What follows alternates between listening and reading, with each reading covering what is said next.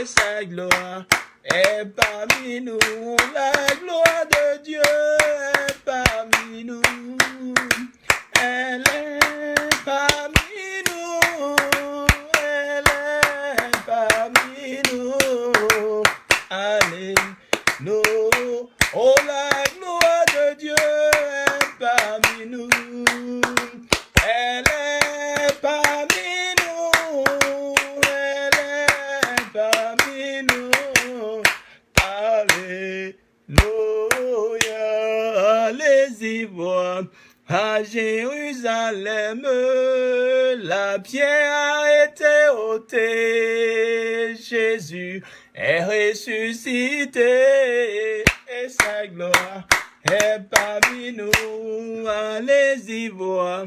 À Jérusalem, la pierre a été ôtée. Jésus est ressuscité et sa gloire est parmi nous. Oh, la gloire de Dieu est parmi nous. Elle est parmi nous. Elle est parmi nous. Alléluia. Salut, c'est Serge Conan. Je voudrais au travers de ce petit chant-là vous inviter à notre émission, notre rubrique des jeunes, et ça sera demain à partir de 11h. Chose spéciale cette fois-ci, nous avons un invité surprise, je peux le dire comme cela. C'est un homme de Dieu, certains certainement le connaissent, il sera avec nous, et bien entendu les éternels collègues, frères, moi-même et votre serviteur Olon sera là.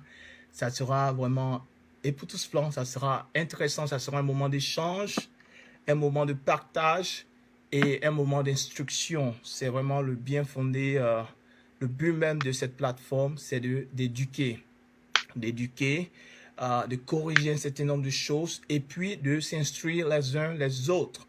Alors demain, c'est une discussion, nous aurons une discussion sur les valeurs par lesquelles vivent les Américains, en général les Américains, tous les Américains, et nous voulons vous y inviter. Voilà, nous serons vraiment contents de vous avoir avec nous, de partager, poser vos questions, que ce soit ici même aux États-Unis, que ce soit à Paris, que ce soit à Abidjan, Côte d'Ivoire, et même dans la sous-région, toute la francophonie.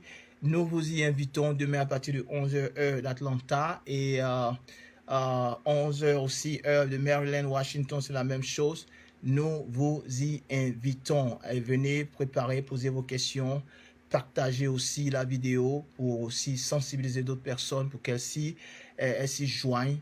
C'est un moment à ne pas rater. Allez-y voir. À Jérusalem, la pierre a été ôtée. Jésus est ressuscité et sa gloire est parmi nous. Allez-y voir. À Jérusalem, la pierre a été ôtée. Jésus est ressuscité et sa gloire est parmi nous. Shalom, à demain. Que Dieu vous bénisse.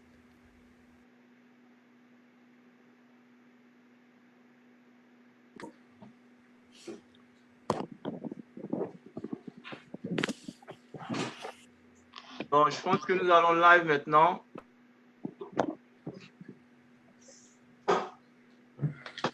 Ok.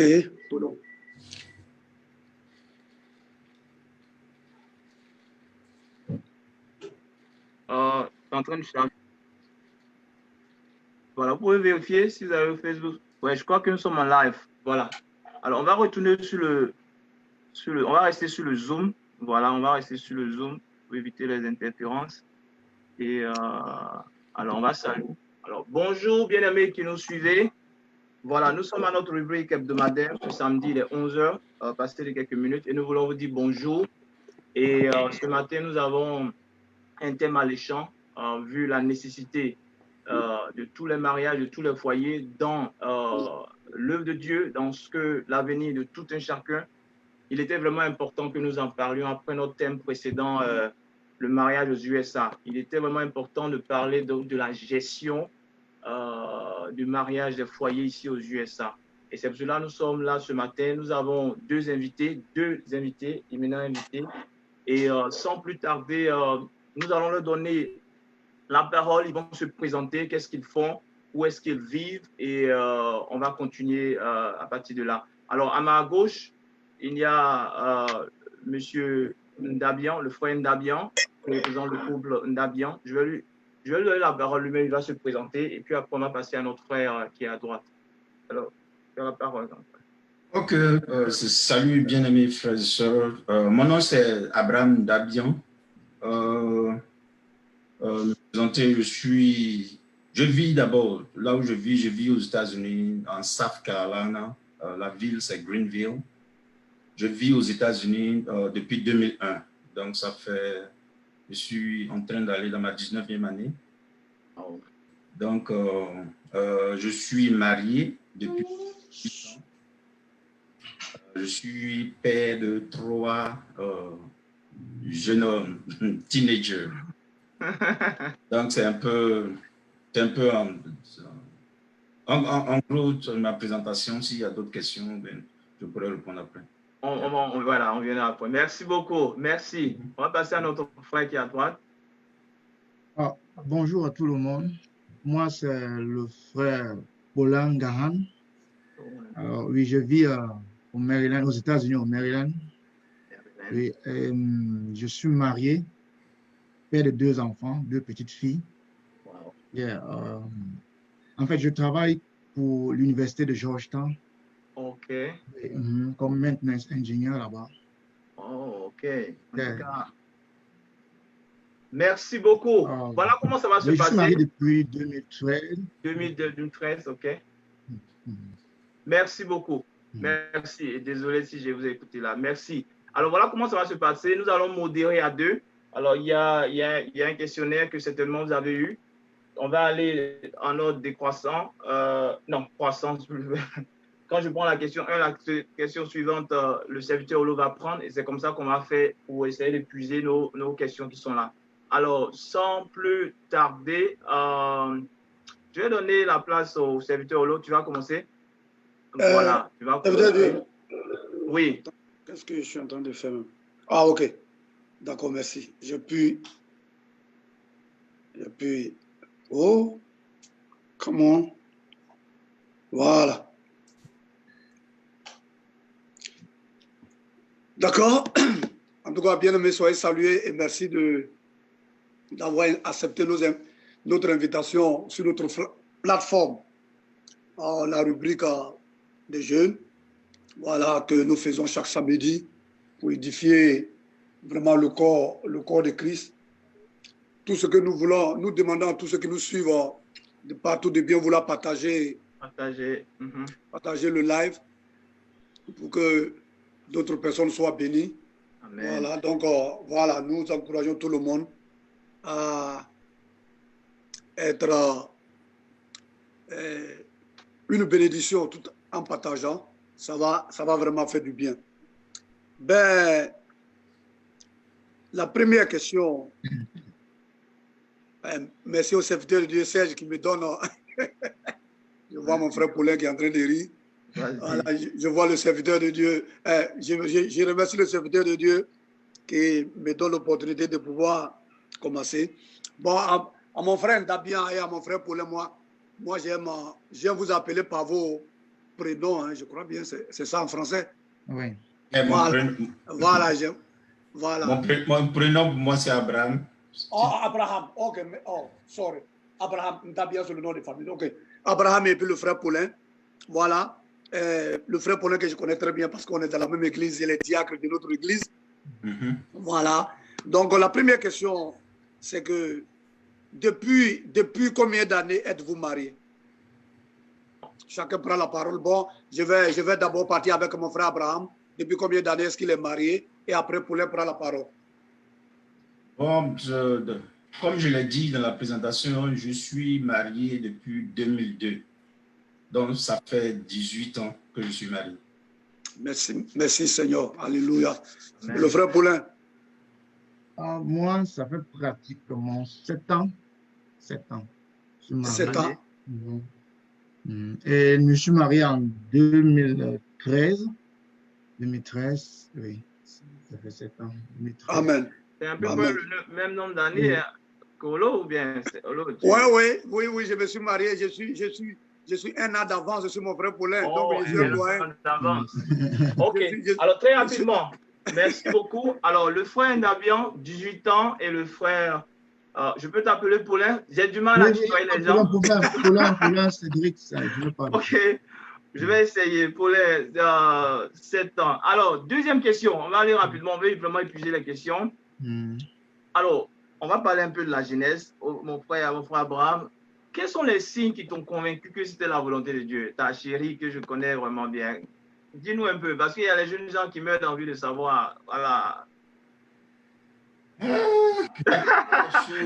va aller loin, hein? 20 ans, 30 ans en arrière. Ouais, ça fait longtemps, mais si ça, c'est quelque chose que tu dois te rappeler jusqu'à ta mort parce que Amen. c'est vraiment essentiel dans Amen. la vie chrétienne. Parce que effectivement, si tu as raté le mariage, c'est vraiment compliqué. Ça peut bouleverser ta vie chrétienne. Donc, moi, j'ai su que c'était elle que je devais marier parce que j'ai pris le temps devant Dieu, j'ai prié et Dieu m'a convaincu non seulement dans le cœur, j'ai eu une conviction de cœur et je devais aller lui parler et Dieu a confirmé cela en lui l'amenant à venir me dire un songe qu'elle a fait par rapport, comment on appelle ça, à nous deux. Or, j'étais convaincu de cela. Avant que je lui parlais, elle est venue me parler first. Oh. Quand elle me parlait, elle ne me disait pas, c'était pas chant dans le, alors on va se marier. Non. Elle a fait un songe, on allait au pays et puis il y avait des trucs bizarres. Elle expliquait, mais en fait, ça coïncidait avec moi, la conviction qu'il demandait de la part de Dieu. Parce que ce que je voulais, c'était une femme qui craint Dieu et qui prie beaucoup. C'était ça la première des qualités. Je ne regardais pas autre chose que ça. Parce que je ne veux pas... en venant du pays, je devais me fiancer, mais Dieu n'a pas permis que je me fiance. Et lorsque je suis arrivé ici, c'était devenu un des trucs les plus importants parce que être seul ici n'était pas facile. Donc, c'est comme ça que ça s'est passé. Lorsque je l'ai approché, que je lui ai dit, elle a dit non au début parce qu'elle dit non, elle m'aime pas. Elle dit non. Mais attends. Il faut qu'elle l'aime d'abord avant d'accepter. Non, mais attends, mes frères, il faut qu'elle l'aime d'abord. Oui. Non, mais il y a quelque chose que je ne comprends pas chez le frère. D'abord, il a dit 2 éléments que je veux qu'il soit un peu plus explicite. Oh, il a dit... Non, attends. Non, ici, là, on est là aujourd'hui pour se parler. Il dit que quelqu'un qui doit payer, le Seigneur lui a dit de ne pas se fiancer. Non, je n'ai pas dit le Seigneur m'a dit de ne pas me fiancer. J'ai dit je n'ai pas pu me fiancer. Tu n'as pas pu te fiancer. Ok, d'accord, là, ok, j'ai mal saisi. Maintenant, tu as été convaincu que la soeur est venue faire un son. Moi, dans ma tête, je me suis dit que les choses allaient être plus faciles. Et là, tu vas et puis on dit non. Non, elle dit non. Elle dit elle m'aime pas. C'est normal. Il faut qu'elle aime d'abord, mon cher. Bon, moi, j'étais convaincu dans mon cœur. Donc, je continue de prier. Oui. Continuer de prier. Puisque je sais que c'est une femme de prière, prie. Oui. Confie à Dieu. Je dis, je te donne 6 mois. Et prions. Si c'est la volonté de Dieu, peut-être va changer ton cœur. Parce que, effectivement, bon, actuellement, aujourd'hui, je peux dire que je brille un peu par rapport à quand je suis venu d'Afrique. Alléluia. Oh, je loue ton courage. J'ai fait ça là tellement. J'ai sué tellement d'afro que donc c'est comme ça. Et avant que les 6 mois que je lui ai donnés sont arrivés, elle est venue un jour et elle pleurait. Elle a dit effectivement, Dieu l'a convaincue, mais elle refusait en fait. Voilà. C'est ça le problème. Mais puisqu'elle craint Dieu, donc elle me dit que ce que j'avais dit là, c'était ça. Donc, elle accepte. Parce qu'elle dit que Dieu lui a dit que si elle disait lui que l'amour allait venir directement, immédiatement, quand elle est venue On a pris. Ça, c'est un grand témoignage. C'est l'histoire, quoi. Amen, amen, amen. Merci beaucoup, merci. Alors, le frère Paulin. Ah, mon frère, pour moi, c'est une vieille histoire. Hein. C'est une longue histoire. Il faut que j'explique. Mais déjà, personnellement, le mariage pour moi était... Il y avait des points d'abord, c'est-à-dire que être convaincu dans le plan spirituel et être convaincu dans le plan, c'est-à-dire charnel. Quand je parle charnel, des choses qui nous entourent, des choses qu'on peut voir et toucher. Oui. Mais mon épouse, c'est d'abord la sœur d'un ami. C'est la sœur d'un ami, d'un meilleur ami. Voilà. Moi, je suis pas allé chercher loin. C'est la sœur d'un ami. Mais nous sommes rencontrés comment? C'était lors de la réunion familiale. Parce que elle, chez eux, après mon ami, ils organisaient les réunions familiales. Et ils m'ont invité. Bon, je suis arrivé à cette réunion. Elle aussi, mon épouse était invitée, elle était là. Bon, il y a eu présentation des enfants de la famille. Tout le monde, avec les gens sont présentés. Et elle voit, je ne me lève pas. Elle demande donc à la maman, à sa grand-mère qui est là. Mais tout le monde se présente, le monsieur qui est là, il ne se présente pas comment. La grand-mère dit, c'est le mari que je vais te donner. Oh. Affaire. Affaire. Oui. Ça, c'est affaire. J'étais là, j'étais pas loin, j'étais poussé, j'ai bien compris. Dit, ah, Seigneur, si c'est ta volonté, c'est bon. Nous sommes restés, on a commencé à parler. Mais durant les une semaine que nous étions ensemble, il y avait cette attirance entre elle et moi. On causait, on parlait, et se sentait à l'aise. Elle se sentait à l'aise. Après la réunion, elle est rentrée sur Yaoundé, puisqu'elle n'était pas à Yaoundé, la capitale du Cameroun, parce que je suis camerounais. Et on a commencé à garder le contact un jour. Bon, nous sommes divisés comme ça pour un petit problème au téléphone. Et depuis 2011 jusqu'en 11, encore, après, on a eu contact encore jusqu'en 2013. Mais pendant les années là, frère, je ne vais pas vous mentir, j'étais convaincu que c'est mon épouse. J'étais vraiment convaincu parce que j'ai eu beaucoup de propositions. J'ai des pasteurs que je me suis séparé de certains pasteurs à cause du fait que je regardais, j'avais la vision que rien que sur elle. On me proposait des femmes, on dit non, j'ai une soeur aux États-Unis, elle peut t'accepter. Moi, ce n'était pas ça. J'avais déjà le regard braqué sur elle. J'étais convaincu parce que spirituellement, Dieu m'avait convaincu. Je parlais à Dieu, Dieu m'a convaincu que c'est elle ta femme. Et il y a beaucoup de signes. C'est en 2013 que mon ami monte à Yaoundé d'Iran. Sa soeur dit, vraiment, je vais te rendre parce que je vais te parler de mon ami. Ah non, ne parle pas d'éducation parce que lui, et moi je ne veux pas. Il dit que non, mais le gars veut t'épouser. Il veut vraiment t'épouser. Elle a donc dit, après ils ont causé, elle a dit à mon ami que bon, il faut l'appeler, qu'on peut poser. On a commencé à poser, et après je suis monté sur Yaoundé. On a parlé ensemble. Et après, c'est le point où nous avons touché le point charnel en parlant du futur, quoi. Pour voir si nous concordons, si les choses, nous marchons sur, nous avons la même vision, quoi. D'abord ça. Mais, frère, tout ce qu'on a parlé, je ne peux pas oublier, c'était un soir, tout ce que nous avons discuté, nous avons eu c'est-à-dire que la même vision. Ce que je disais, elle disait la même chose, ce qu'elle disait, c'était la même vision. Et j'étais vraiment convaincu que c'est mon... Merci beaucoup, frère Paulin. N'ayant rien, oui. N'ayant rien, n'ayant pas de boulot, rien, j'ai dit, je vais t'épouser. Wow. Elle m'a dit... Ça, c'est un débat qui est là, hein. On ne va pas soulever ça aujourd'hui. Elle m'a dit, tu vas m'épouser? Elle dit oui. Elle dit que je vais t'épouser. Elle a vu ça comme la magie. Bon, après, je suis rentré, elle est restée parler avec sa mère. Mais sa maman a dit, s'il dit qu'il va t'épouser, reste fidèle à lui. Donc, elle s'attendait que maman qui met le gars sur le travail. Maman n'a pas pu le travail parce que la maman elle-même avait prié et Dieu l'avait convaincu. Et c'est lui, le mari de ta femme, et c'est lui qui va vous sortir de beaucoup de choses. Donc, il y avait tout ça, tous ces mécanismes qui marchaient ensemble, que moi, j'étais déjà convaincu. Et j'ai eu l'appel de pasteur quand je me suis décidé de me marier, le pasteur que j'étais ensemble, nous étions ensemble, travaillant ensemble. Il a dit, bon, Paulin, comme tu as décidé de t'engager ailleurs, on va se séparer.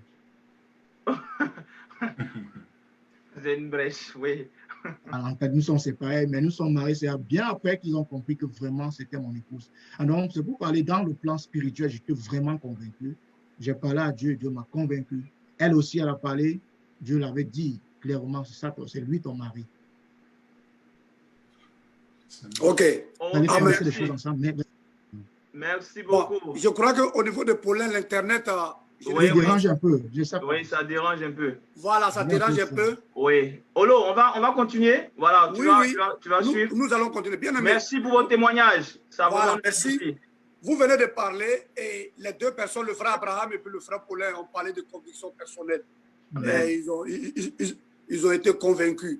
Mais souvent, on peut être convaincu aussi d'une situation. Et puis bon, est-ce que ça, c'est pas la chair et autres. Mais bref, venant à la troisième question, aujourd'hui, avec vos expériences personnelles et puis peut-être d'autres expériences que vous avez eues, comment est-ce que dans le milieu chrétien, aujourd'hui, on peut connaître la volonté de Dieu? Parce qu'on parle beaucoup de la volonté de Dieu. Comment peut-on connaître la volonté de Dieu? Tu veux que je commence? Oui, il n'y a pas de problème, celui qui veut prendre la parole. Connaître la volonté de Dieu, il dit ce qui est dans Romains, ce qui est bon, agréable. C'est tout ce qui vient de la parole de Dieu, c'est ce qui correspond à la volonté de Dieu pour nous, parce que Dieu nous a laissé un testament au travers de sa parole. Donc, connaître la volonté de Dieu, par exemple, je prends l'exemple d'Abraham, lorsqu'il a envoyé ses serviteurs aller prendre une femme. Rebecca. Il a dit d'aller dans son pays pour prendre une femme. Donc, ça déjà, c'est un point déjà. Vous devez avoir la même foi en Christ. Ça, c'est la volonté de Dieu. Donc, déjà, si ces bases-là sont marquées et autres, et que dans ton cœur, tu es convaincu que tu aimes la sœur, ça aussi, parce qu'il faut pouvoir aimer, c'est en face de toi. De la personne que tu veux marier. Ça aussi, c'est la volonté de Dieu. Donc, pour moi, c'est ça qui est le plus important, quoi. Partager la même foi. Amen. Ok, partager la même foi et puis bon, aimer la personne de toutes les façons. Sans amour, on ne peut pas aller vers, sinon on serait en train de marier tout le monde. Ok, merci beaucoup. Il y a plein de choses, mais je peux m'arrêter là pour que... Merci beaucoup, frère Abraham. Ok, frère Paulin, selon toi, comment peut-on connaître la volonté de Dieu? Le frère Paulin est là? On n'entend plus. Non, il est sur mute. Ouais, continue, mon frère Abraham. Ok, alors, non, je veux parler. Ok, d'accord. Alors, la volonté de Dieu, connaître la volonté de Dieu, certains se disent que connaître la volonté de Dieu, il faut Dieu descend de manière charnelle et te rencontre et te dit que celle-là, c'est ta femme. Mais la volonté de Dieu, il y a d'abord certains éléments que d'abord, dans le plan, comme je t'expliquais dans mon cas, dans le plan d'abord, charnel, connaître. C'est-à-dire que connaître si elle et toi, vous allez dans la même direction. D'abord ça. Mais dans ce qui concerne le plan spirituel, moi, personnellement, pour un homme, un chrétien, puisque nous sommes en train de parler, nous sommes des chrétiens, pour un chrétien, pour se marier, doit d'abord personnellement choisir une femme qui épouse la même doctrine que lui. Amen. Amen. J'aime le mot doctrine, oui.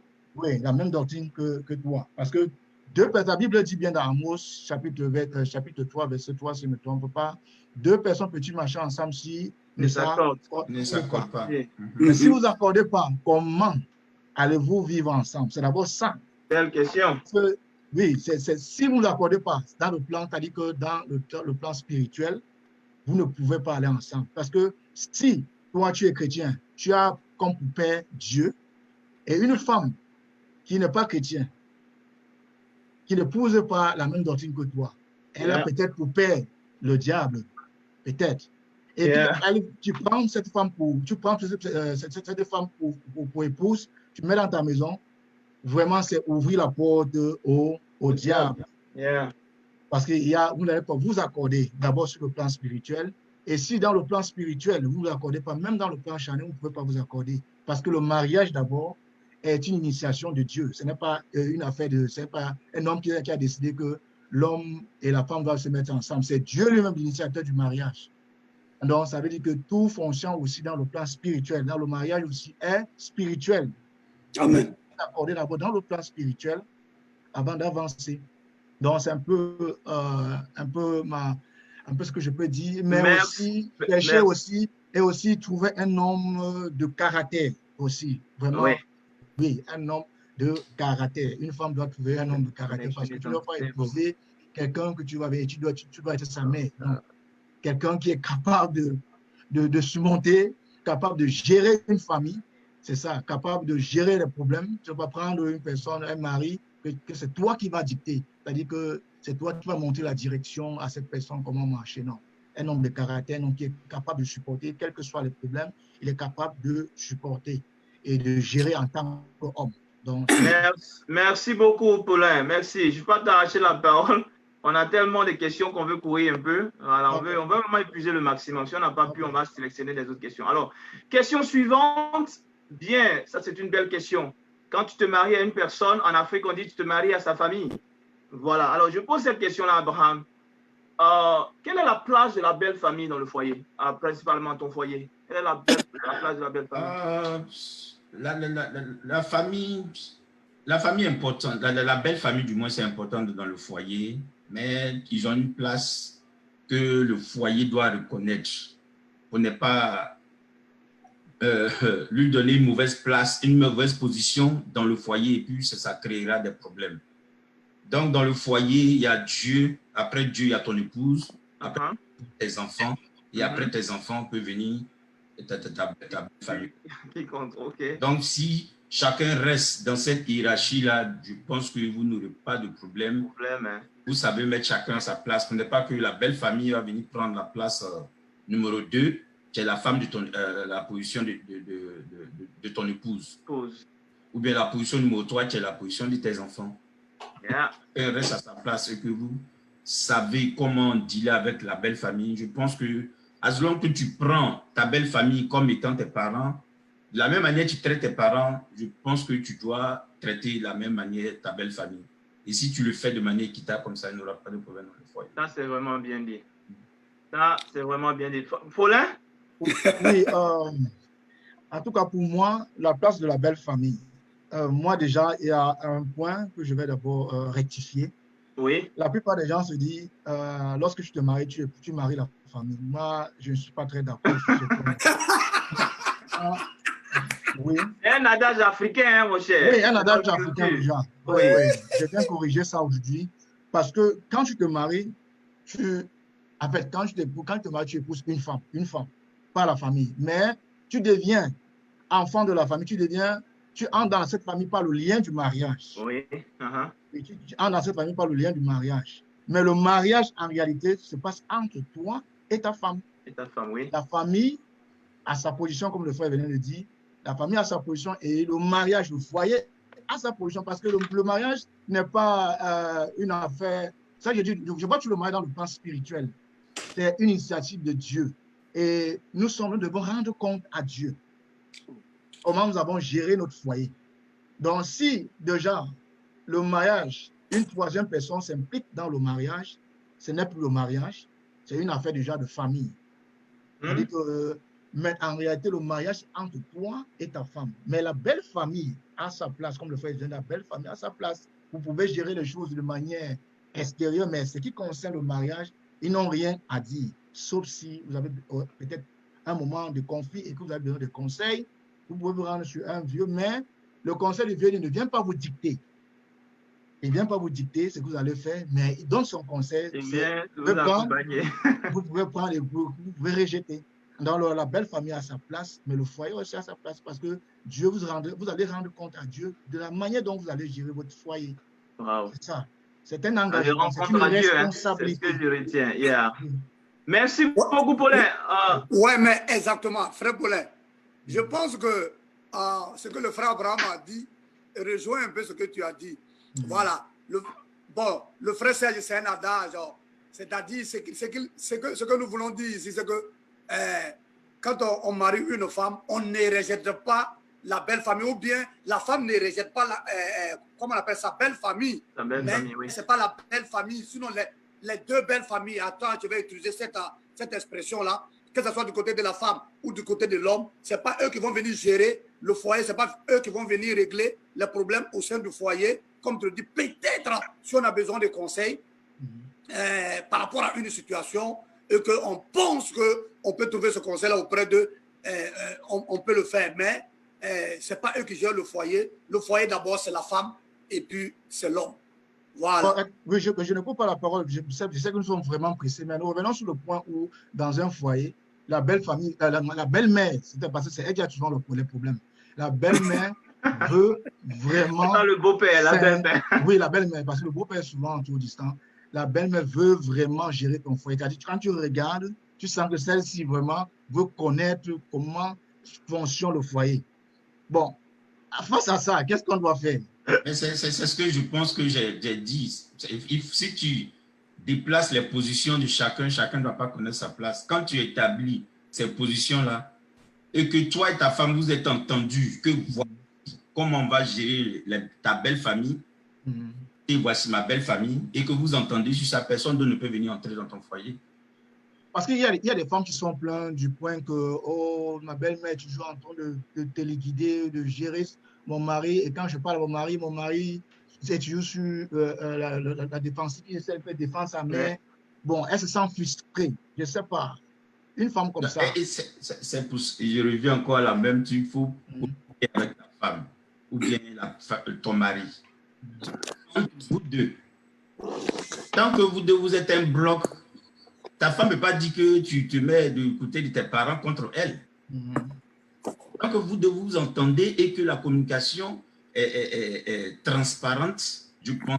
Même quand souvent elle pense que tu es transparent, tu lui expliques les choses et que les choses sont transparentes. Je donne des exemples concrets, par exemple. On est ici, nous, on envoie de l'argent à nos parents. OK? Mais si tu envoies de l'argent à tes parents seulement que tu n'envoies pas de l'argent aux parents de ta femme, est-ce que tu penses bien faire? Ça va créer un problème dans ton foyer. Ouais. Ça, c'est vraiment bien. Donc, moi, par exemple, dans mon foyer, c'est moi qui gère les finances. L'argent à mes parents au même niveau que j'envoie l'argent aux parents de mon épouse. Je ne fais aucune distinction parce que, comme tu l'as dit, tu as marié aussi sa famille. Mais si toi, tu aimes ta famille, tu t'entends avec ta famille et puis tu ne t'entends pas avec ta belle famille, il y a un problème quelque part. Parce que c'est vrai que tu as marié ta femme et ta femme vient d'une famille. Et si tu es membre de cette famille-là, il va falloir que vous vous entendiez, mais souvent, il y a des gens qui sont tellement compliqués qu'effectivement, tu ne peux pas t'entendre comme il se doit. Mais toi, à ton niveau en tant que chrétien, tu dois faire ta part des choses dans la transparence, selon la parole de Dieu. Et laisser la personne agir selon sa mentalité ou bien ce qu'elle pense. Donc, ça se fait. Merci beaucoup. Merci beaucoup au frère Paulin et puis à notre frère, comment on appelle ça? C'est ma femme qui m'envoie un texte. Tu sais, quand je suis en live, elle me surveille de près, tous mes gestes. Donc, elle me dit de corriger quelque chose, donc je ne vais pas vous dire. C'est bien de corriger. C'est ça aussi la volonté de Dieu.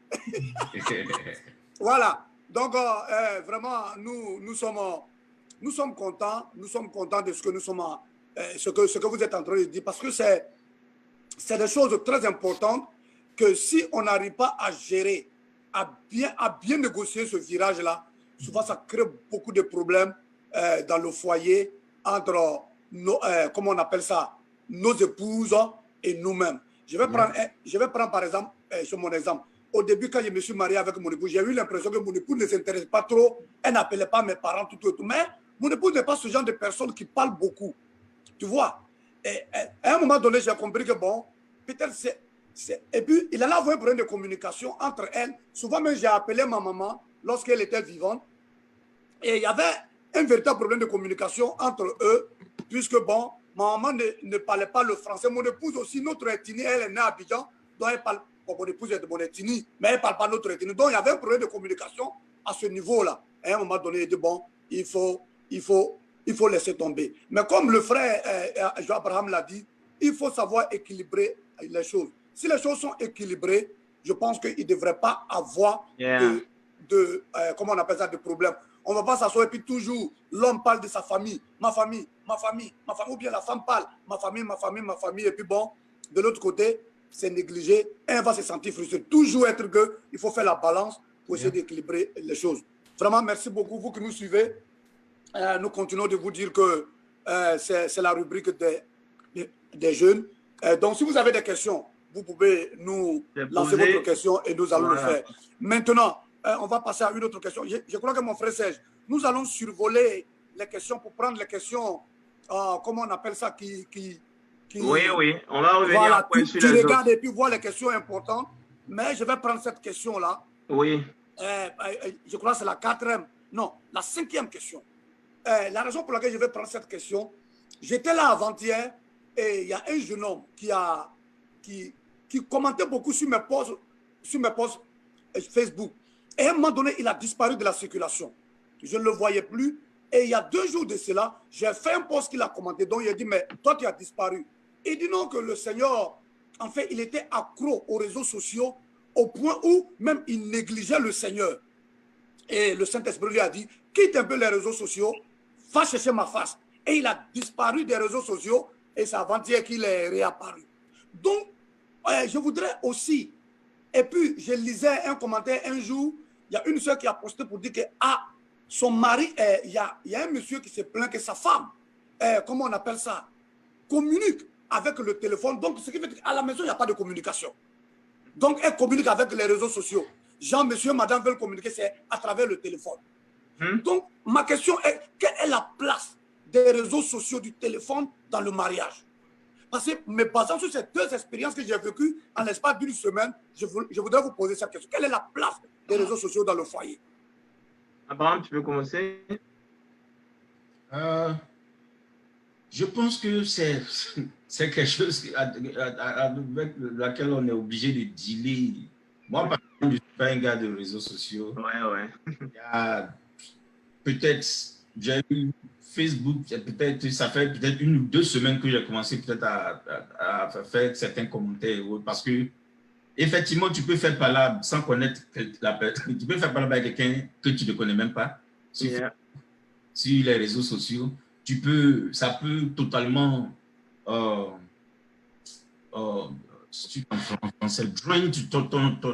ton esprit, ton focus, comme tu viens de dire, l'exemple que tu viens de lui donner là, où tu n'arrives même pas à chercher Dieu.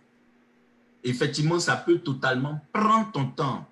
Parce que le temps que tu peux passer 2 heures, 3 heures sur les réseaux en train de taper, commenter et autres. Et je dis à ma femme, j'ai dit, c'est le travail de Dieu, connaître tout ce qui se passe dans la vie de tout le monde entier. C'est le travail de Dieu, ce n'est pas le travail d'un homme. Donc, passer son temps sur Facebook en train de chercher quel est l'anniversaire de... Tu connais, par exemple, 1000 personnes, leur anniversaire. Est-ce que moi, du point, j'aurai le temps de pouvoir dire Happy Birthday à tous ces 1000 personnes? Mais je n'aurai pas le temps pour ma vie. Donc, j'essaie de limiter au maximum que je peux les réseaux sociaux parce que je sais que c'est un truc qui distrait beaucoup et qui crée souvent des problèmes dans le foyer, qui nous rend dry spirituellement, ou on devient spirituellement. Parce qu'on passe plus de temps sur les réseaux sociaux que dans la présence de Dieu en train de chercher Dieu. Merci beaucoup, mon frère. Sa place, je ne peux pas dire qu'il ne faut pas aller totalement dessus, mais il faut savoir balancer, comment on appelle ça, les réseaux sociaux. Utiliser cela peut-être dans la semaine, 1 ou 2, 3 fois peut-être en passant, mais que chaque jour tu tapes 1 heure, 30 minutes, 2 heures, 3 heures du temps, parce que si tu additionnes le temps que tu passes par jour et que ça fait par exemple plus de 8 heures, il y en a qui passent peut-être 24 heures, même si tu additionnes totalement par semaine, je pense que c'est un problème. Donc, il faut savoir balancer, quoi. Merci beaucoup. Merci beaucoup, frère Abraham. Frère Paulin. Oui, bon, pour moi, je vais d'abord je reviens dans le livre de Genèse. Dieu crée l'homme et la femme. En fait, Dieu crée l'homme et Dieu crée en couple l'homme et la femme. Et il soumet toute la terre entre les mains de l'homme et la femme. Et le diable n'étant pas content, puisque lui, autrefois, avec la gestion de tout, il a tout perdu. Et maintenant, il voit que Dieu a créé une personne au-dessus de lui et il a donné tous les pouvoirs à cette personne. Et le diable, maintenant, étant jaloux, il utilise tous les moyens. Il va utiliser tous les moyens pour vous détruire. Parce que c'est que, étant séparés, il devient plus fort. Mais vous, étant unis, vous êtes plus fort. Alors, les réseaux sociaux peuvent avoir un impact négatif dans un foyer pour la destruction de ce foyer.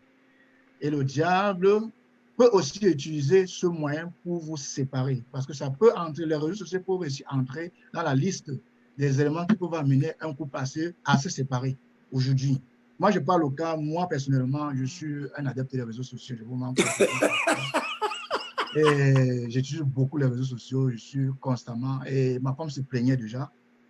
Sincèrement, ma femme se plaignait. Chaque fois, je passe 8 heures de temps au travail. Dès que je rentre chez moi, je suis connecté. Je commence à chercher à gauche, à droite. Elle supportait une fois, 2 fois, 3 fois. Un jour, elle m'a dit, mon gars, mon frère, toi, tu passes 8 heures dehors et quand tu rentres, tu n'as même pas notre temps. Tu es concentré sur ton téléphone. C'est pas bien. Elle se plaignait au moins 2 ou 3 fois. J'ai compris que non, maintenant, je me suis rangé. J'ai vu que ça peut créer un problème dans mon foyer. Ça peut nous amener où il ne fallait pas.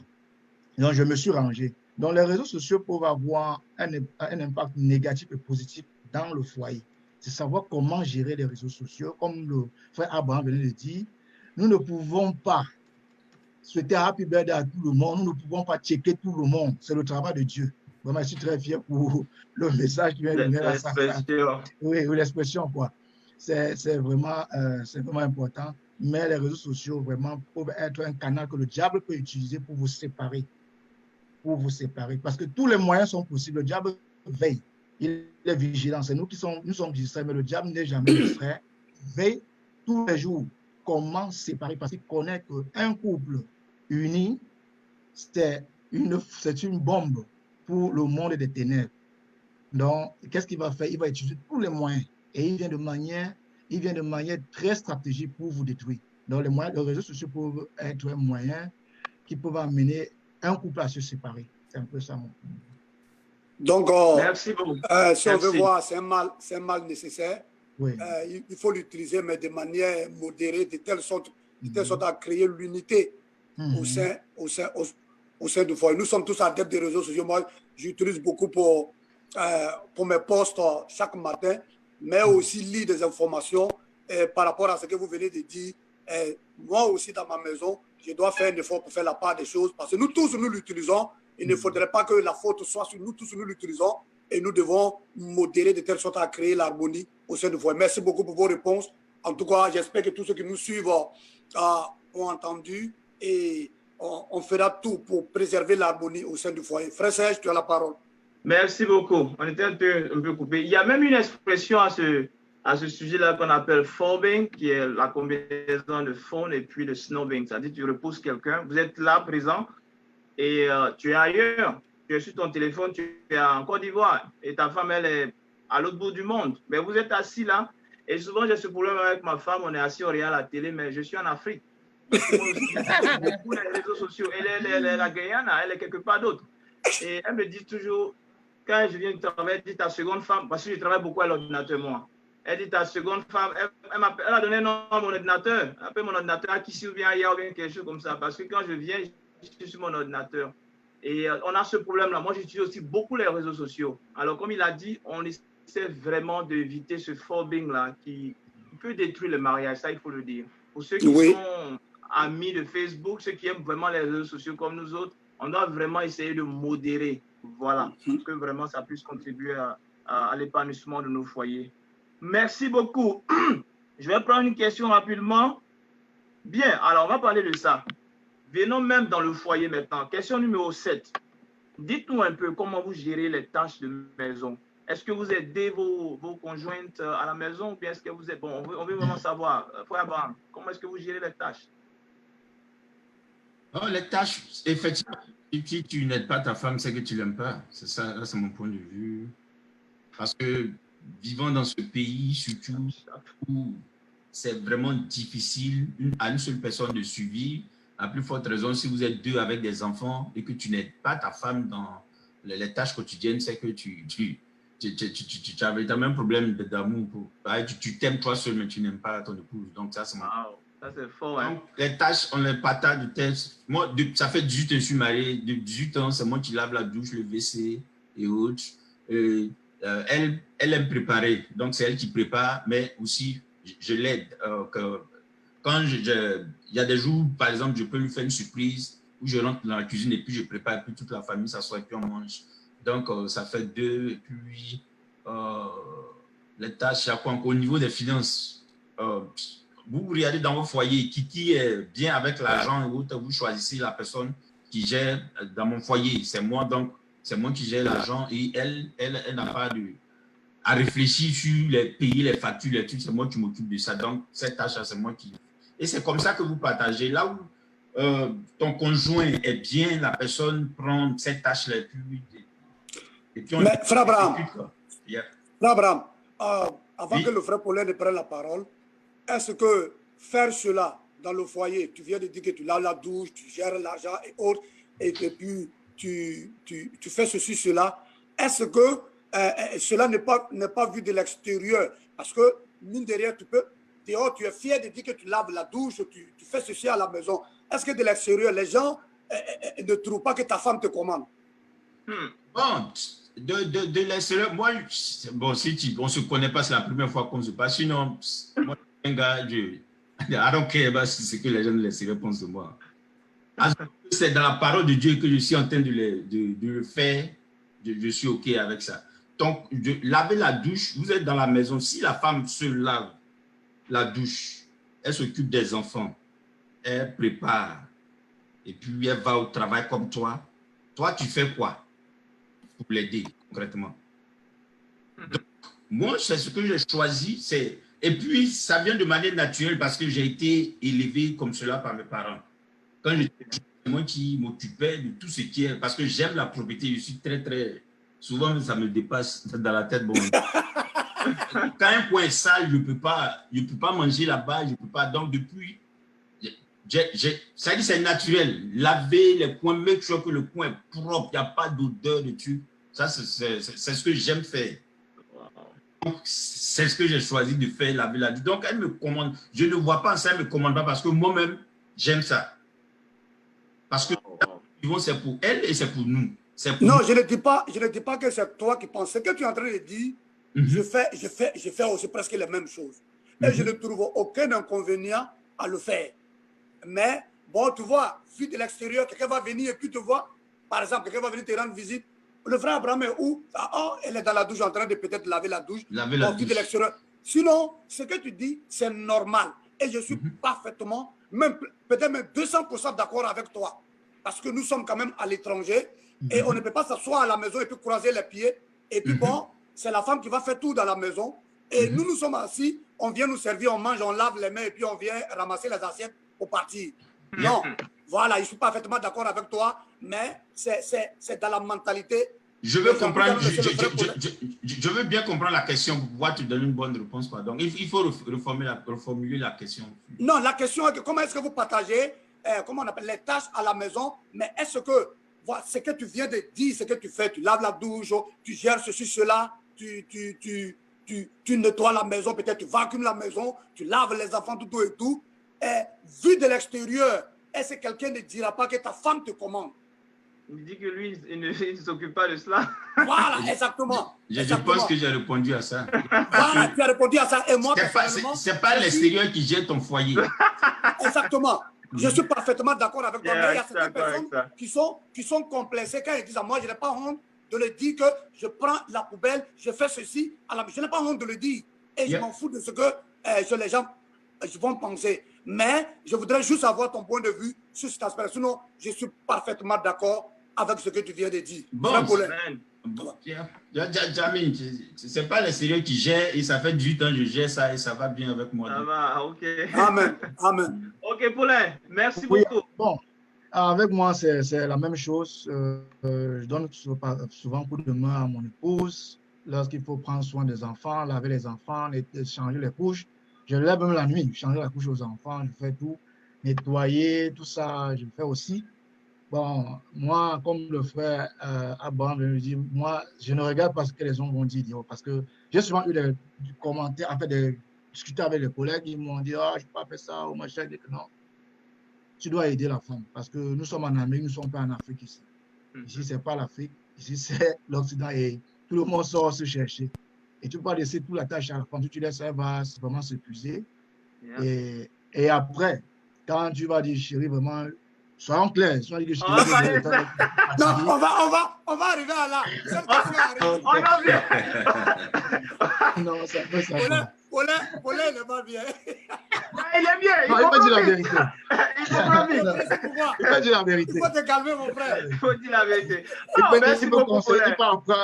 Il peut apprendre à conserver l'énergie. Il faut équilibrer les choses. Il faut équilibrer les choses. Oh non, on va voir les questions là. Oh, maman. Oh, c'est moi qui suis coupé encore. Vas-y, Olo. Non, mais c'est toi qui peux. Attends. Non, c'est toi maintenant. C'est toi maintenant, oui. Oh, c'est moi? Oui. Mon frère, j'étais trop concentré. J'ai pris ta question même pour ma question. J'ai même oublié que c'est. Ok, comme Paulin est rentré, Paulin voulait rentrer dans le sujet et puis nous l'avons arrêté. On regarde Bilia là. C'est toi qui devrais poser cette question. Moi, je ne suis pas d'accord. Non, il faut poser. Ça fait rien, il faut poser. Ok, nous sommes des adultes, nous sommes mariés et nous qui sommes ici, ceux que nous suivons, quand je regarde ceux qui nous suivent ici, la majorité est mariée. Donc, on va poser la question. Et c'est important. Le sexe dans le foyer. Quelle place occupe le sexe dans le foyer et dans votre foyer? Vous pouvez un peu commencer. Non, c'est le doyen d'abord. Olo, il faut les choisir. Comme ça, non, tu vois, le problème, la choisir maintenant. Paulin, ouais. on a toujours commencé par le frère Abraham. Donc, actuellement, là, c'est toi qui dois commencer. L'expérience compte aussi. Paulin dit que, mon frère Abraham, Paulin dit qu'il est marié, ça fait 7 ans. Toi, tu as 11 ans de plus que lui. Donc, il faut commencer. Il dit, quand tu prends Proverbe 5, 18, 19, il dit que ta source soit bénie. Fais la joie de ta femme. Attends, je lis bien le côté. Attends, je vais lire. Il dit que ta source soit bénie et fais ta joie de la femme de ta jeunesse, biche des amours, gazelle pleine de grâce. Sois en tout temps enivré de ses charmes, sans cesse épi de son amour. Amen. La Bible, écoutez, c'est Dieu qui a créé le foyer, c'est Dieu qui a créé le mariage. Donc, le sexe est partie très, très intégrante dans le foyer et ça vient en fait combler l'amour que tu as pour l'un pour l'autre. Ce n'est pas la fin de toute chose parce que, écoutez, ta femme peut tomber malade et tu ne peux pas avoir sexe. Donc maintenant, quand vient ces gens de difficultés où il y a la maladie, ou bien il y a le découragement et autres, comment est-ce que tu fais? Donc en tant qu'homme, on doit pouvoir apprendre aussi à se contrôler, mais aussi, comme il y a eu un thème qu'on a débattu tout à l'heure que l'autre parlait, si la femme est fatiguée dans la journée par exemple, et puis tu la laisses faire tous les travaux de la maison, et puis maintenant tu veux aussi avoir sexe, il y a un problème là. Oui. C'est un peu penser à soi seul. Mais si vous, dans la journée, vous partagez les travaux de la maison et que dans la journée, tu lui dis, vous avez des câlins, ça dit, vous vivez l'amour dans la journée, dehors, partout, avant de vouloir aboutir à la finalité qui est le sexe. Je veux dire, c'est totalement parfait, c'est totalement compréhensible. Mais c'est aussi important aussi que les conjoints aussi ne privent pas de leur mari du sexe. Souvent aussi, on utilise ça comme une arme dans le foyer. La Bible nous interdit ceci. Ça, quand tu utilises ça comme une arme, ça peut te détruire. Hein? Ça peut détruire le foyer. Ça peut ouvrir une porte. Ça peut utiliser et puis ça peut détruire ton foyer. Donc, moi, en tout cas, ma femme me donne même si on est fâché. Allez, allez, prends Paulin, allez, vas-y. Merci à ma belle-sœur. Merci à ma belle. Bon, Je l'appelle à me toi. reviens, Ça, c'est très bien. je ne dois plus revenir. Je ne reviens plus sur ce que le grand frère, Oui, le grand Paulin. venait de dire. Je ne reviens plus sur ce que le grand Oh, frère de venir là tout ok. seulement en cas de problème dans le foyer. Généralement, mon épouse et moi, à la fin, on règle nos problèmes par là. C'est-à-dire que la finalité, c'est souvent ça. C'est-à-dire que quand on a des problèmes et qu'on s'entend, Oh my Ah God. là, c'est, tu as compris, non? Tu as compris? on finit Donc, par... quelque chose malheur, bon, hein, le problème là vient pour régler Hein? des bonnes choses. Souvent, bien sûr. souvent, on peut même provoquer des problèmes comme ça pour atteindre... Je vais appeler maman Sandrine. Je vais lui dire non, tu es fort. Ah, Pour Elle atteindre- est Ce qui concerne connectée. aussi le Elle est sexe, connectée c'est aussi. fort. oui, ce qui concerne aussi le Ah, sexe, moi, je ne bon. suis pas... il y a aussi le respect de sa femme, c'est-à-dire que si elle décide qu'elle n'est pas disponible, ça ne sert à rien de forcer. Quel que Oui. soit ton état, c'est mieux de respecter cette personne. Tu ne sais pas ce qu'elle t'a. Parce que le sexe aussi, c'est un état. Tu ne vois pas. Parce que si tu forces, elle accepte. Frère, tu vas travailler seul et tu vas finir seul. C'est jamais. Ouais. C'est aussi ça. Ah, ouais, mon frère Serge, Oui, c'est toi qui viens de te marier. Ça fait 2 Oui, ans. oui. Il faut beaucoup apprendre. Hein. oui. Donc, c'est un peu ça, quoi. Laisser et que ça soit vraiment naturel, que ça Yeah. soit simple, oui, que ça soit de manière naturelle, quoi. C'est un peu ça. Il y a cet adage-là qui dit que, ça c'est quelqu'un qui m'avait dit quand j'étais encore célibataire, quand tu veux passer une très bonne nuit, ça commence dès le matin. Et moi aujourd'hui, je lutte un peu avec ça, you know.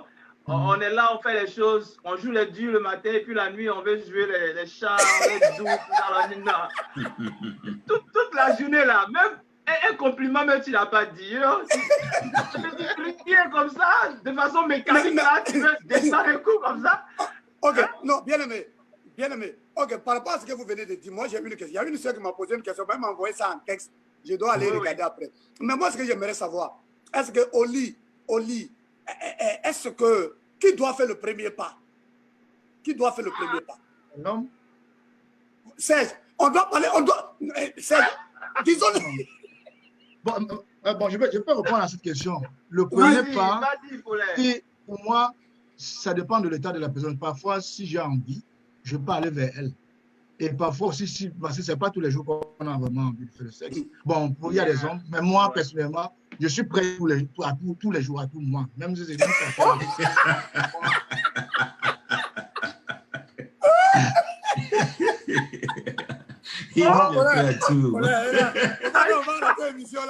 Non, nous sommes les adultes et je pense que le frère Olivier nous confirme qu'il n'y a pas les enfants. En tout cas, les célibataires qui nous suivent là, on vous demande pardon. Bon, si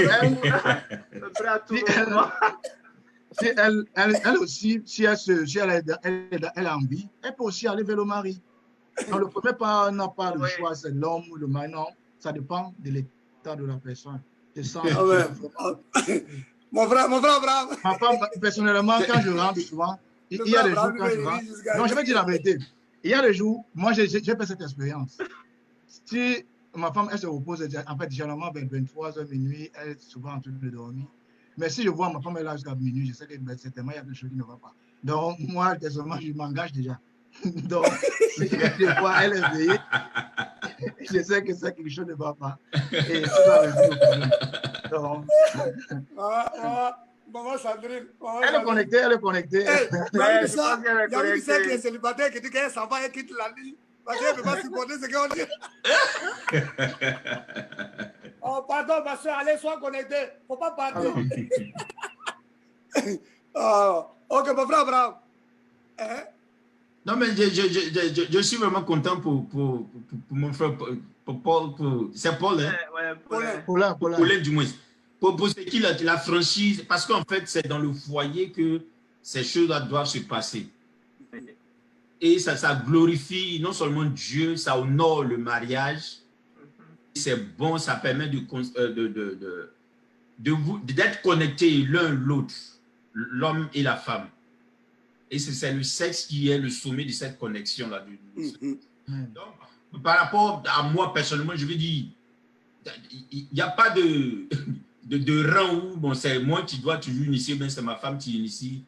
Celui qui a envie, qui a les désirs naturels qui viennent, et puis tu t'inities. Et puis si ton épouse est dans les bonnes dispositions, comme il a dit, et puis ça passe. Il y a des semaines où, par exemple, je peux initier plusieurs fois parce que la semaine, écoutez, je suis en très bonne énergie, en très bonne... Oh, un très bon moment. Je vais la personne qui initie. Il va aussi avoir des semaines où c'est elle qui initie. Donc, en fait, je vais dire, ce n'est pas un truc qui est mécanique, c'est naturel et ça vient naturellement. Quoi. Ouais. Il y a l'une de celles qui nous suivent pour dire, mais j'ai dit tout à l'heure que même quand on est fâché, ma femme me doit dire, mais pourquoi, si tu es fâché, il faut laisser tomber, pourquoi tu vas aller demander?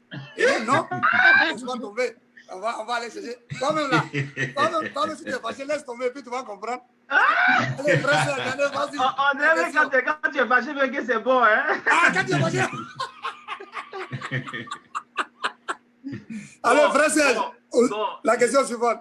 Je ne sais même pas comment on va terminer cette histoire-là. Mais je vais donner un cas précis. Oui. Seulement, mes grands frères qui sont là, hein, Dieu vous a béni, vous êtes dans un certain endroit, ça va. Vous savez que la dépense d'énergie n'est pas trop comme certains frères. Alors, je donne un cas. Quand on est venu, moi, quand je suis venu ici, j'ai travaillé dans une usine. Bon, c'est le chemin, même la plupart de tous ceux qui viennent ici. Alors, tu bosses dans une usine où tu soulèves des fers, tu soulèves des marmites, des choses lourdes. Toute la journée, tu travailles, tu es épuisé. Ce qui fait que quand tu rentres, tu veux manger, te coucher. Alors, tu as fait ça dans la première année, ton épouse te regarde. You know, tu triches un peu les samedis, fais ça, ce truc-là. Mais ça continue. Mais toi aussi, tu ne peux pas parce que le boulot là, c'est ce que tu fais. Le boulot là, ça t'épuise. Quand tu rentres là, tu ne peux pas, tu as oublié de te...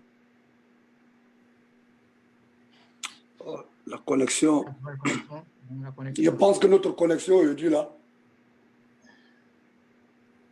Frère Serge, je ne sais pas. On dirait qu'il a des problèmes de connexion. Ouais, il a un problème de connexion. Il a un problème de connexion. Tu devais être partout. Ok. Vous ne m'entendez pas? Ouais, il y a eu un petit souci tout à l'heure. Donc on reprend. Voilà, je disais, je donne un cas de figure. Certainement, vos boulots vous permettent d'avoir cette énergie-là souvent. Mais prenons le cas de quelqu'un qui, comme dans nos débuts, on fait les usines là, qui soulève des fers, des marmites, toute la journée, il travaille dur, il rentre à la maison, il est fatigué, il veut se coucher. Et il fait ça une fois, deux fois, l'épouse aussi, elle est là, elle est pleine. C'est une épouse qui est à la maison certainement. Donc là, il n'avait pas d'enfant. Donc, du coup, elle a plein d'énergie là. Il n'y a pas de truc à dépenser d'énergie. Toi, tu rentres, tu es fatigué, mais l'épouse, elle est demandante aussi, là, elle est exigeante là souvent. Alors, ça crée des problèmes dans certains foyers. Je ne sais pas si vous avez déjà entendu des cas comme ça, vous avez déjà vu, mais comment on gère une telle situation comme ça, où tu es fatigué, tu ne fais pas exprès, mais tu es fatigué. Moi, je n'ai pas entendu de cas comme ça, mais c'est moi-même j'ai vécu ça. Parce que, comme tout début, quand tu viens ici, tu commences, tu vas faire le travail de tout le monde, où il n'y a pas de diplôme, comme tu l'as dit là. Donc, tout le monde passe par là. Donc, le travail que je faisais était excessivement difficile. Donc, c'est un travail de select. Donc, c'était vraiment difficile. Donc, j'avais des problèmes à ce niveau. Je ne pouvais pas vraiment satisfaire mon époux. Donc, mais elle a commencé à se plaindre. Donc, le problème, il faut pouvoir ouvrir ton esprit et puis prendre des vitamines pour pouvoir te mettre en dessus parce que vous savez que ton temps ne va pas être pour le travail seulement et puis quand tu viens à la maison, tu viens juste pour dormir. Ce serait pénaliser ta conjointe ou ton épouse. Yeah. Donc, il faut pouvoir prendre des vitamine C, des trucs pour pouvoir te renforcer, pour pouvoir make sure que c'est vrai, peut-être que tu ne seras pas à 100% comme quelqu'un qui a un autre travail qui ne lui demande pas l'énergie que tu fournis au travail. Mais il ne faut pas négliger ce côté, sinon ça peut créer un problème dans ton foyer. Yeah. Paulin? Bon, oui, vous parlez le cas de boulot qui épuise, mais je vais un peu prendre le cas où au début, se voir avec son épouse, c'est-à-dire les boulots qui te font dormir parce que ton épouse va au travail. Quand elle rentre, toi tu vas au travail. Oui. Bon, vous ne voyez plus. Et ça Ça aussi. Yep. Il y a beaucoup de problèmes dans mon foyer. Vraiment, ça, il fallait que je quitte le travail. Par automatique. Oui. Mais ce crée témoignage, distance, pardon, développe un peu, c'est important. Oui, ça crée vraiment, et mon épouse se sentait déjà seule, tout ça. Et elle m'avait dit que vraiment, ça devenait très difficile parce que je travaillais la nuit et quand je rentre, elle est déjà endormie. Je rentrais vers 2 heures, j'avais 1 heure, elle dormait déjà. Et le matin, elle se lève, elle va au travail. Quand elle rentre, je chante le parti. Le sexe, ça devenait rare. Il n'y avait plus d'attirance, il n'y avait plus rien. Il fallait maintenant que je quitte le travail parce que ça amenait déjà un peu de problème. En fait, je n'ai même pas quitté, ils m'ont fire. Non, ils m'ont chassé, j'ai dit Dieu, mais ils m'avaient chassé. Le Seigneur t'a fait renvoyer. Non, Oui. c'est mieux comme ça, mais le Seigneur t'a fait renvoyer. Oui. Donc, vraiment, c'est pas quand même facile. Parce que tu peux facilement perdre ton épouse comme ça. Oui. Parce que la femme vraiment a vraiment besoin de son homme. Quel que soit, elle a vraiment besoin de son mari. Elle est mariée, si elle est seule, voilà, elle n'a pas de problème. Mais si elle est mariée et que tu n'es jamais là, ça peut aussi créer des problèmes. Merci beaucoup, frère Paulin. Bon, frère Serge, c'est vrai, ce que vous venez de dire, ce sont en fait des réalités que nous sommes en train de faire sortir pour que des bien-aimés qui sont connectés puissent le savoir. Moi, par exemple, à un moment donné, mon épouse travaillait la nuit, comme Paulin vient de le dire. Elle travaillait la nuit, elle finissait à 5 h du matin. Et moi, à 5 h 30, je suis parti. Et quand je reviens, quand je reviens vers les 15 h, 15 h 30, elle se réveille, elle se lave, elle se repose et elle est partie. Et c'était 5 jours, 6 jours. Donc mon épouse et moi, on ne se voyait que seulement les samedis. Les samedis. Et vraiment, c'était vraiment difficile. C'est vrai, je ne me plaignais pas trop parce que je voyais les efforts qu'elle faisait. Mais ça a un impact. Il faut vraiment que nous puissions le dire. Souvent, je lui disais, quand notre petite fille va commencer l'école, tu vas quitter ce travail. Mais en réalité, ce n'est pas affaire de notre petite fille. Mais il faut qu'on puisse se voir. Il faut qu'on puisse se voir. Dieu merci, elle a eu un accident. Tu vois, quelque part, c'est pourquoi la Bible dit que toute chose concourt au bien de ceux qui aiment le Seigneur. Elle a eu un accident et ce travail-là, elle a abandonné. C'est vrai, aujourd'hui, elle ne travaille pas. Elle est à la maison. Mais je pense qu'à mon âme et conscience, je préfère ça mieux que ce qu'on faisait. Parce qu'elle a le temps de s'occuper des enfants pendant la journée. Quand moi aussi je viens, je me bats en tant qu'homme pour subvenir aux besoins de la maison. Et on a un petit bout de temps pour dormir ensemble. Sinon, j'ai dormi sur le lit pendant près de 2 ans. Wow. Pendant près de 2 ans. Bien aimé, ce n'est pas du tout facile. C'est pas du tout facile. Et encore un autre témoignage. Quand elle est venue ici au début, elle ne travaillait pas. C'est moi seul qui travaillais. Je courais, je revenais. Et une nuit, elle a voulu qu'on ait le sexe. Et véritablement, je lui ai dit que j'étais fatigué. Elle s'est sentie frustrée. Elle s'est sentie frustrée. Et à partir de là, ça a commencé à me donner, comment on appelle ça, des idées. Il faut faire attention, ne pense pas à toi seul.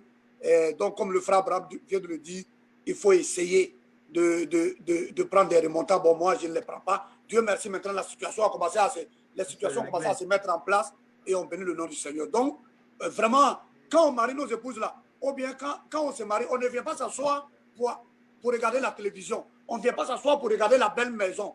Mais oui, si c'est télévision, quand elle était seule et regardait la télévision, elle avait sa maison, elle vivait avec ses parents. J'ai entendu un témoignage où il y a un monsieur, il y a un pasteur que je connais bien, qui est parti régler un problème dans un couple.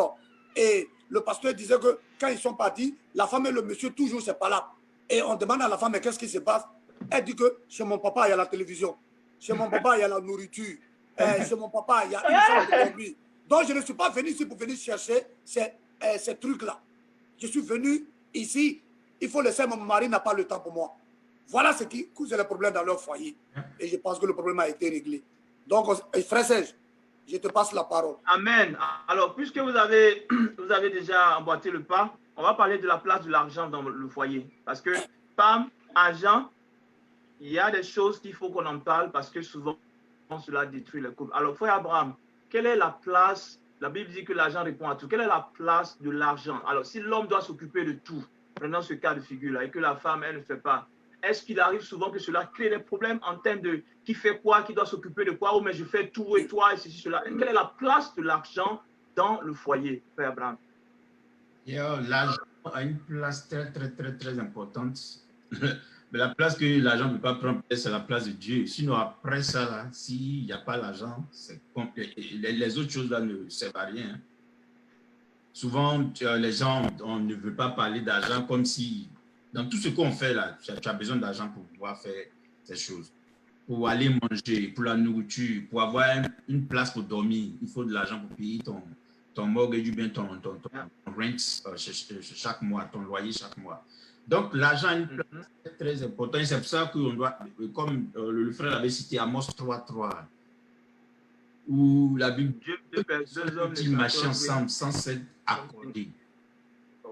C'est-à-dire, même si c'est l'homme qui travaille et que la femme ne travaille pas, l'argent que l'homme fait, c'est pour les deux. La femme, il fait à la maison comme un travail qu'elle est en train de faire pour que tu manges, tu aies quelque chose à manger et à dormir et puis avoir l'énergie pour aller faire le travail. Donc, vous deux, vous devez regarder dans la même direction. Parce que si vous ne regardez pas dans la même direction, ça peut vous créer d'énormes difficultés. Je donne un exemple, par exemple. J'ai dit le verset est tellement vrai, Amos 3.3 là. Si toi tu vas au nord, par exemple, et que ta femme va au sud, en matière d'argent, je veux dire, c'est-à-dire vous entendez sur tous les autres chemins, au niveau de l'argent, tes dépenses sont pour aller dépenser au nord. Toi, et toi, pour toi, tes dépenses, c'est au sud, pour ton époux, c'est au nord. Mais vous n'allez jamais vous accorder, vous n'allez jamais arriver à atteindre vos objectifs. Vous allez toujours vivre dans des difficultés financières où chacun prend son argent et gère comme il veut, parce que vous n'êtes pas sur le même orbite.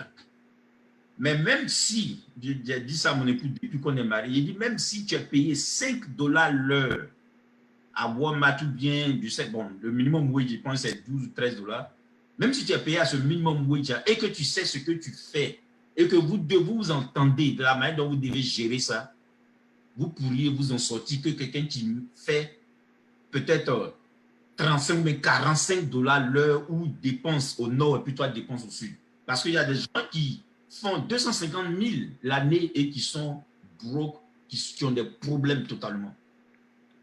Et pas parce qu'ils n'ont pas l'argent, non, ils reçoivent beaucoup d'argent. Mais à cause de ce qu'il n'y a pas cette harmonie là dans le foyer, où le mari a ses dépenses et la femme a ses dépenses, écoutez, vous allez comme poursuivre la queue.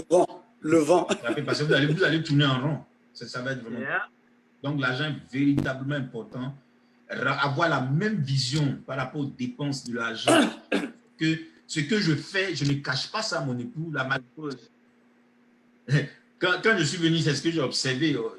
Les hommes ne disent même pas leur épouse. C'est qu'ils font de telle sorte que la femme est dans le noir, elle ne sait même pas combien tu fais.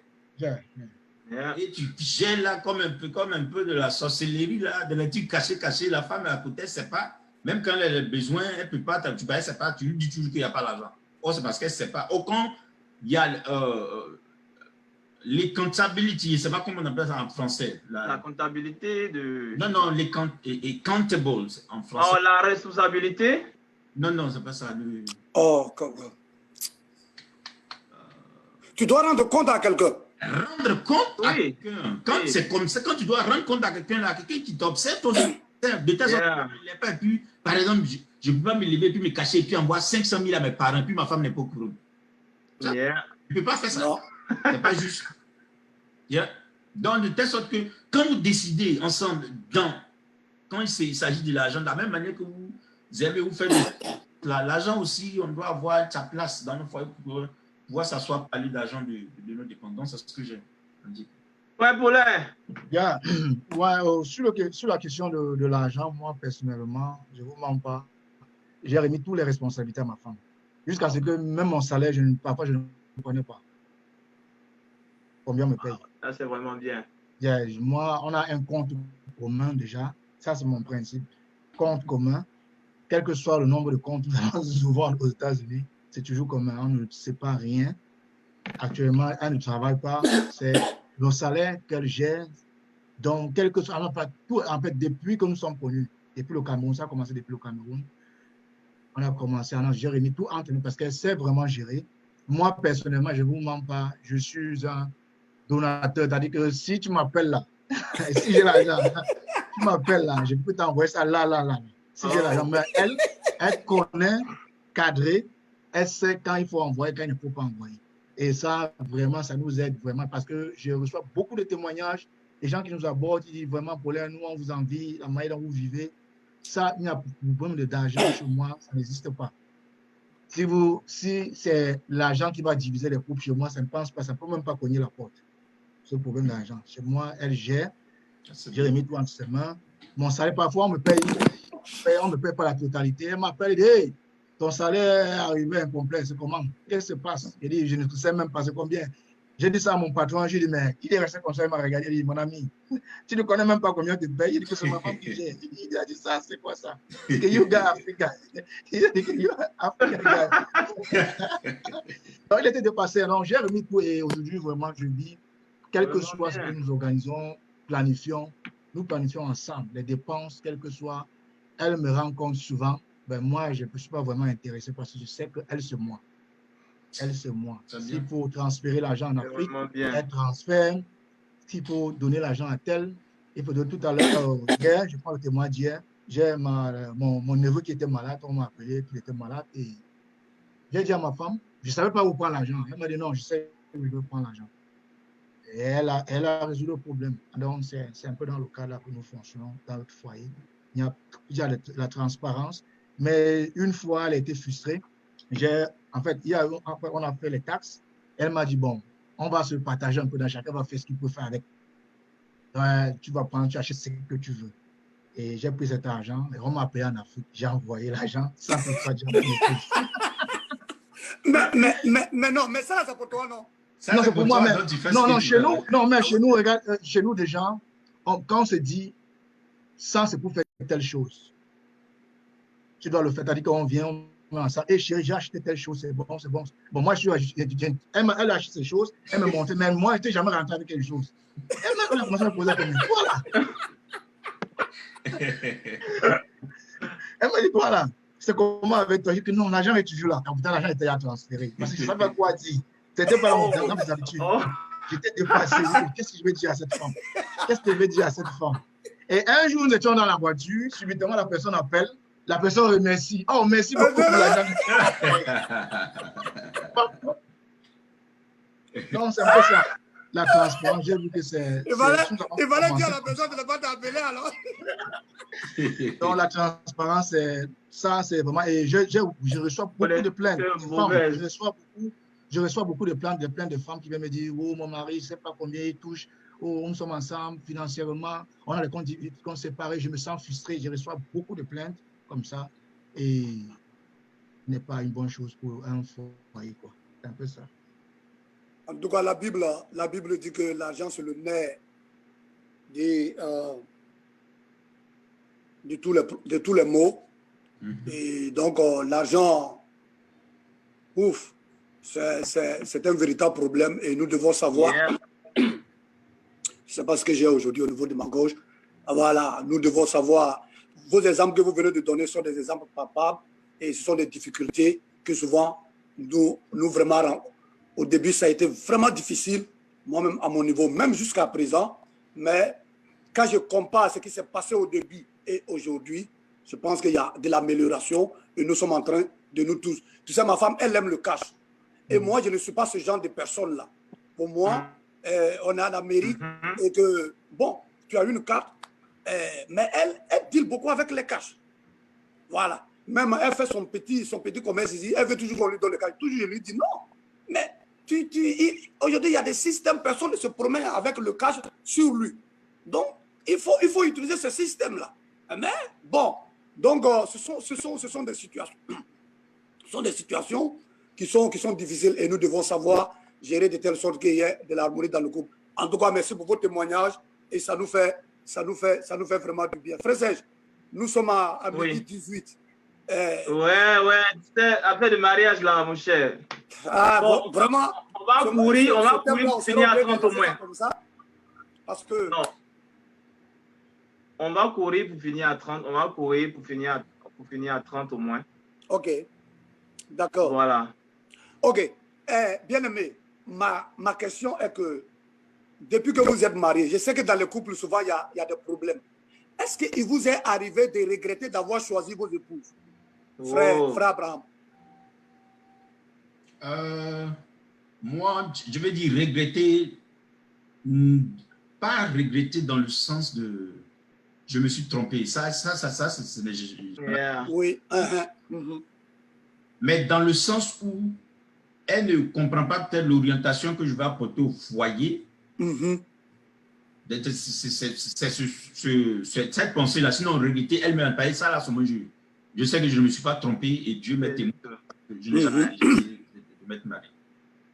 Ouais. Mais sinon, c'est la compréhension sur des sujets particuliers. Oui. Des trucs, donc ça c'est normal parce que... Voilà, ok, donc si je comprends bien la compréhension sur des sujets particuliers, est-ce que tu t'es assis pour te demander, bon, puisque toi tu as dit que tu as été convaincu, est-ce que tu t'es assis pour te dire, Seigneur, est-ce que vraiment je ne m'étais pas trompé? Par exemple, par rapport à l'orientation que peut-être tu veux donner, et tu restes incompris et ça devient des discussions. Est-ce que ça t'est arrivé? Non, non. Comme je l'ai dit là, je n'ai jamais pensé à ça. Pour dire que, non, que je me suis trompé de mariage. Non. En 18 ans, non. Ok. Amen. Merci les beaucoup. Problèmes, okay. Les problèmes concrets, oui. Là, des problèmes arrivent et puis on discute et puis chacun dans son côté, puis après on revient. Je donne l'exemple. Je peux prendre l'exemple qu'on vient de parler, l'argent par exemple. Au début, ma femme ne voyait pas la manière de mettre l'argent ensemble. Parce que pour elle, c'est un truc de contrôle. Que si moi, par exemple, parce que dans le foyer, il faut identifier qui a le talent pour faire tel travail. Et comme j'ai eu à le mentionner cela, et la personne-là doit faire ce travail dans le foyer. Donc, par exemple, au niveau de l'argent, moi, je suis quelqu'un qui aime beaucoup safe, qui est très prudent, qui aime calculer les choses.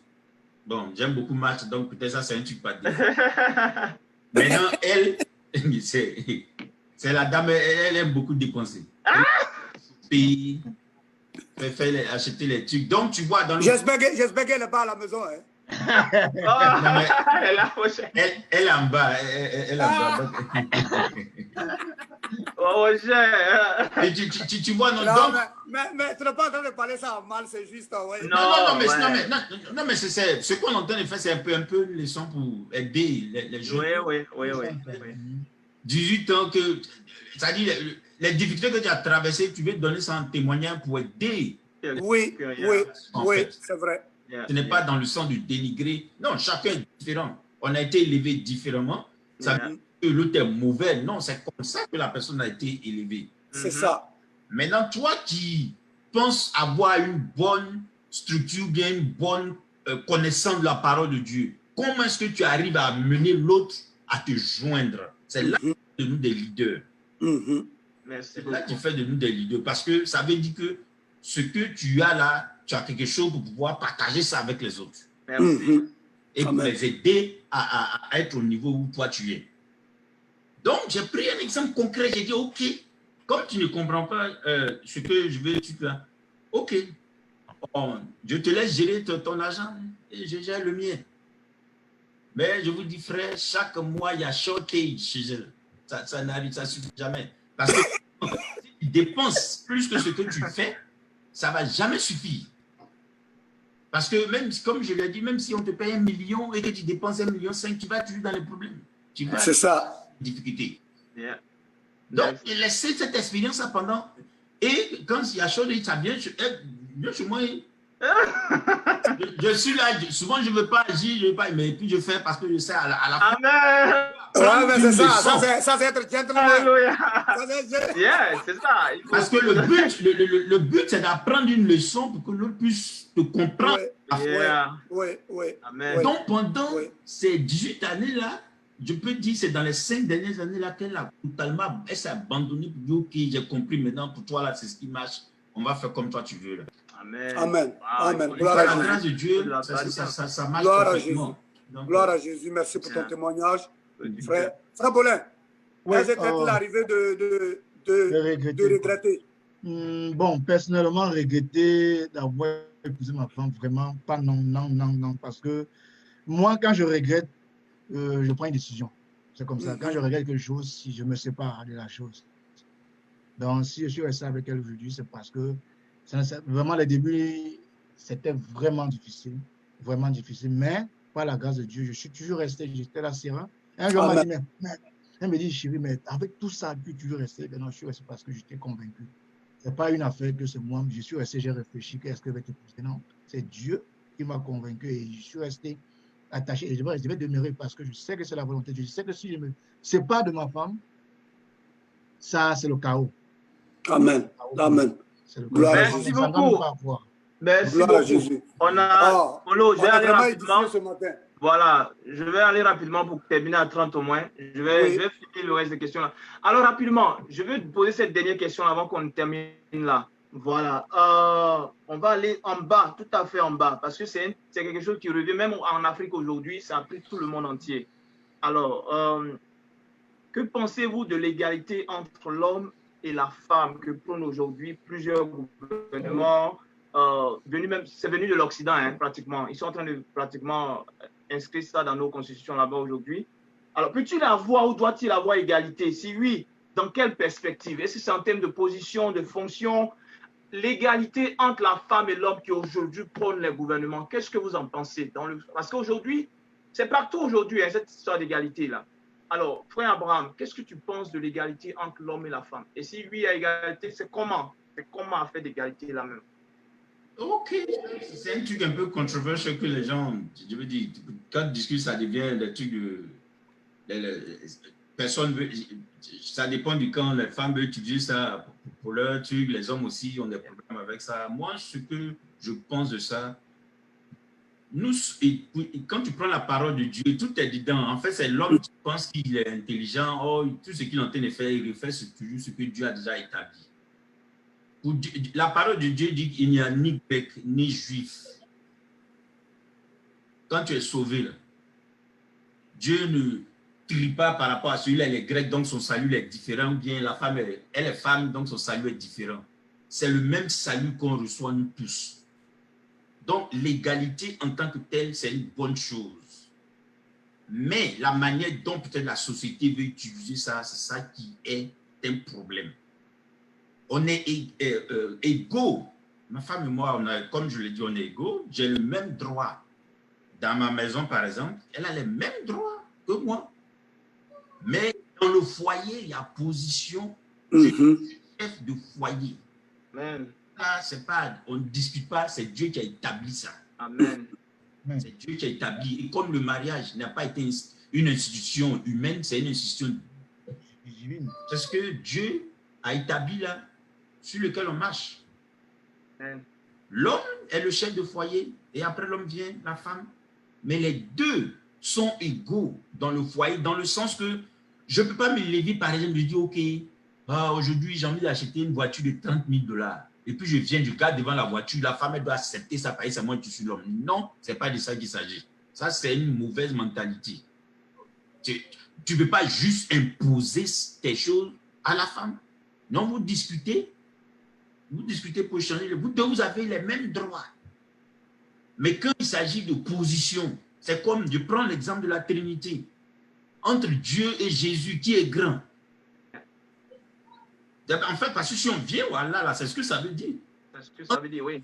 Dieu et le Saint-Esprit, le truc de la Trinité, là, qui est grand parmi eux? Les trois là sont égaux. Le positionnement, Dieu le Père, Dieu le Fils et Dieu le Saint-Esprit. Amen. On a sa place et puis les choses fonctionnent. Amen. Merci beaucoup. Amen. Merci. Amen.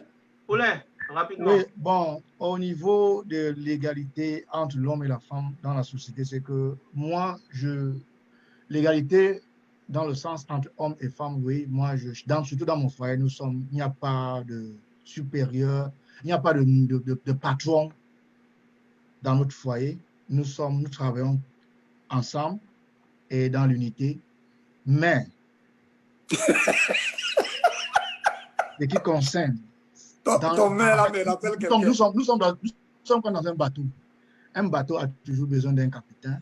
Parce que si nous tous, nous allons diriger le bateau, c'est-à-dire que de manière dans la même vision, il faut quelqu'un qui doit décider le dernier mot. Et la femme connaît. Elle est consciente que c'est l'homme. Parce que la femme a été tirée de l'homme. De l'homme, oui. Oui, la femme a été tirée de l'homme. Selon la Bible, la femme a été tirée de l'homme. C'est une partie de moi, mais que je ne dois pas manipuler, mais que je dois travailler de manière, c'est-à-dire que dans le commun accord avec cette personne. Oui. Mais en gardant toutefois ma position d'homme. Parce que vous devez voir, il y a des foyers où la femme, quand il y a une difficulté, elle ne dit pas, j'ai décidé comme ça, qu'est-ce que tu penses? Parce qu'elle sait que c'est toi. Elle sait que le dernier mot a été donné à l'homme. Elle te demande, elle te pose cette question parce qu'elle sait que tu vas répondre quelque chose de positif qui va aider, qui va déclencher la situation. Donc, quand elle te dit qu'est-ce que tu penses, qu'est-ce que tu dis, parce qu'elle attend une réponse de toi. Et si toi, tu réponds, moi, je ne sais pas, chérie, tu n'as pas ta position. Non, l'homme, la femme avec l'homme, je pense, dans un foyer, vous êtes égaux, mais il y a la position de tout un chacun, comme le frère venait de dire. Il faut reconnaître que lui, il est le chef du foyer. Il est le chef du foyer. Il a des décisions que c'est lui à prendre. Nous allons réfléchir ensemble, mais le dernier mot parfois vient de lui. Bon, pour ce qui concerne dans le plan social, c'est-à-dire à l'extérieur, que ce soit dans le plan du travail, n'importe quoi, elle est libre de prendre tous les postes qu'elle veut. Elle peut être ministre, elle peut être président, elle peut être DG, elle peut être n'importe quoi. Mais ce qui concerne le foyer, Dieu a établi le fonctionnement. C'est-à-dire qu'il a donné une feuille de route pour le fonctionnement d'un foyer. Donc, on ne doit pas confondre le foyer et l'extérieur. C'est ça, dans la société, confond. Or, c'est Dieu, comme le frère disait, c'est Dieu l'initiateur du mariage, ce n'est pas l'homme. Ce n'est pas l'homme. C'est pas nous qui avons décidé. Amen. Amen. Amen. Amen. Merci beaucoup. Je lis ce verset rapidement et il dit à la femme, pour parler des conséquences du péché, j'augmenterai la souffrance de tes grossesses, tu enfanteras avec douleur et tes désirs se porteront vers ton mari, mais il dominera sur toi. Ça, c'est Genèse 3, 16. Mais il dominera sur toi. Alors, en termes de fonction, le disait le grand frère Abraham, on est dit en anglais, dependability, on dépend l'un de l'autre. Donc, il y a égalité. Tu ne peux pas faire les choses seul. Mais en termes de position, il y a une position. L'homme d'abord, la femme en seconde position. Alors, on peut vraiment clarifier cela. Alors, on tient vraiment vers la fin. Je vais donner la parole au serviteur Olo pour dire quelque chose et je vais vous laisser les paroles pour terminer à chacun de vous. Olo. Bien aimé, vraiment merci beaucoup. Merci beaucoup. C'est un thème vraiment enrichissant et surtout, ce dont nous venons de parler aujourd'hui, c'est vraiment important. Et ma prière pour chacun de nous, c'est que nous puissions pratiquer ce genre de choses, de telle sorte qu'il y ait de l'harmonie dans nos foyers. Un foyer ne peut pas être sans difficulté puisque nous ne sommes pas les mêmes. Mais lorsque les difficultés surviennent, il faut que nous puissions les gérer. Le frère Paulin a parlé des capitaines. Oui, nous sommes des hommes, nous sommes des capitaines dans le bateau, mais même dans le football, quand on nomme un capitaine.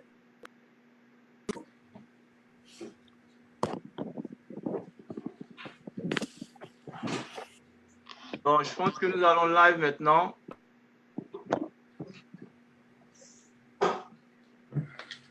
Ok. C'est